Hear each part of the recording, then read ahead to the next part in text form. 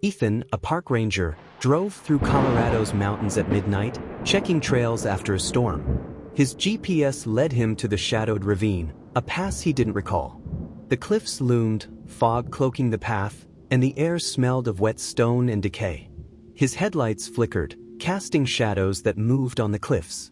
He heard a low moan, like voices in the wind, chanting his name. His radio crackled, broadcasting static mixed with sobs, and his phone died. A sign warned Ravine unstable, but Ethan needed to scout the trail. As he entered, the moan became words, "Stay here." A figure appeared on a ledge, a hiker, motionless, his coat tattered. Ethan's heart raced. He called out, but the figure didn't move. The voices grew, and the cliffs vibrated as if alive. He gripped his flashlight, telling himself it was the storm, but the ravine felt alive, watching him.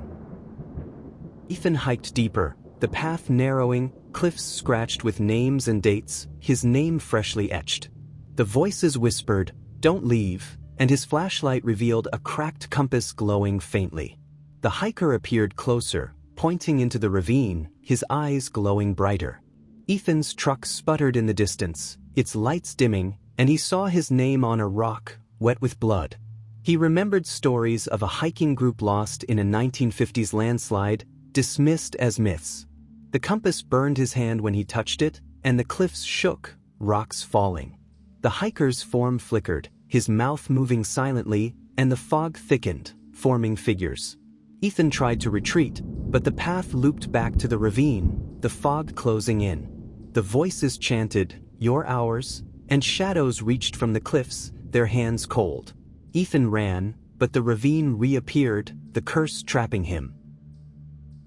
Ethan's truck stalled, and the hiker appeared beside him, his storm cloud eyes staring.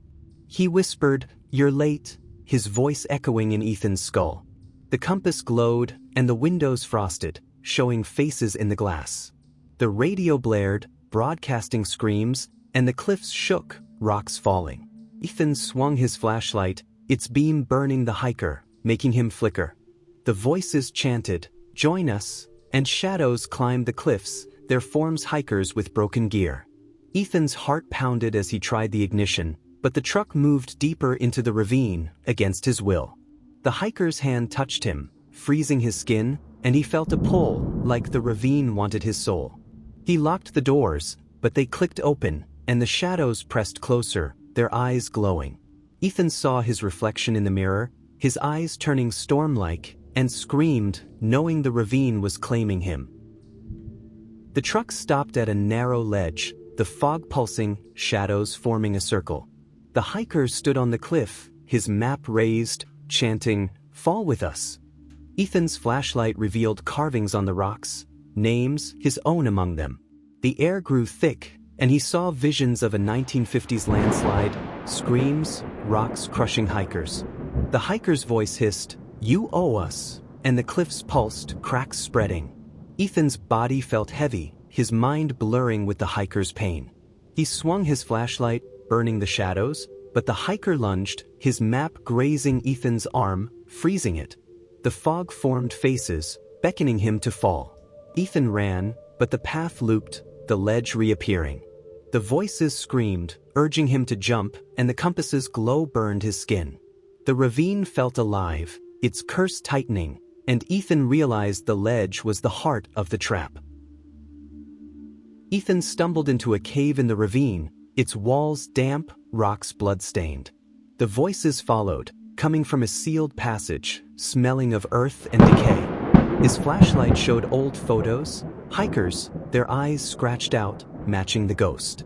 The air was thick, and the walls bled, red seeping through cracks. The voices chanted, "Stay forever," and the cave shook, rocks falling. Ethan found a journal detailing a landslide, the hiker's curse binding the ravine. The compass glowed brighter, burning his hand, and he dropped it, the floor cracking. The hiker appeared, his eyes weeping black dust, and Ethan felt his soul being pulled. He swung his flashlight, burning him, and ran for the entrance, but it sealed, the cave shrinking. Shadows climbed the walls, their hands reaching, and Ethan realized the cave was part of the curse, a trap for lost souls. Back on the ledge, the hiker appeared, his voice hollow, saying a betrayed guide caused the 1950s landslide, his spirit cursing the ravine to claim others. Ethan's name in the carvings marked him as the next soul. The compass pulsed, and he saw the landslide, screams, rocks falling, bodies buried. The cliffs shook, cracks widening, and the shadows surged, their hands burning his skin. Ethan's flashlight flickered, but its light kept them at bay. The hiker's touch froze him, and he felt his memories fading, replaced by the hiker's pain. He smashed the compass, and the ravine screamed, the shadows recoiling. The hiker lunged, his map swinging, but the light burned him. Ethan ran, finding a path to the road, but the curse's pull was strong, the voices chanting his name. The cliff's shadows pulsed, pulling him back, and Ethan felt the curse tightening. The ravine looped, the same cliffs appearing repeatedly. The hiker sat in Ethan's truck, his eyes voids, saying, "You can't leave." The shadows climbed higher, their forms stretching, and the cliffs pulsed, rocks falling. Ethan's flashlight was dying, and the ghosts grew bolder, their touches burning. His reflection in the truck's window showed his eyes turning storm-like. The compass reformed, and the ravine shook, cliffs cracking. Ethan saw visions of himself buried, joining the hikers. He lit a flare, burning the ghosts, and the loop faltered, the road appearing faintly. The hikers' laughter echoed, and the truck moved, chasing him.